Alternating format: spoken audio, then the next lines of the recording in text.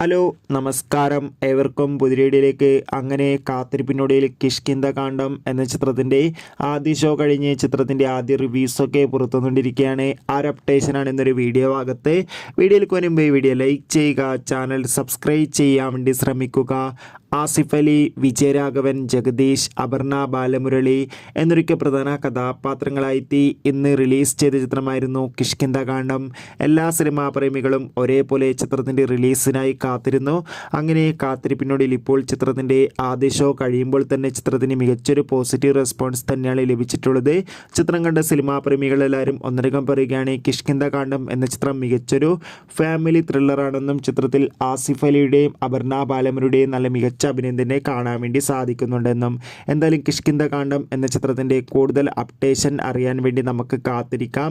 ചിത്രം കണ്ടവരുടെ അഭിപ്രായം കമൻറ്റ് ചെയ്യുക. ഈ വരുന്ന സെപ്റ്റംബർ മാസം ധാരാളം ചിത്രങ്ങൾ OTT റിലീസ് ചെയ്യുന്നു. ചാനൽ പരിശോധിച്ചാൽ കാണാം.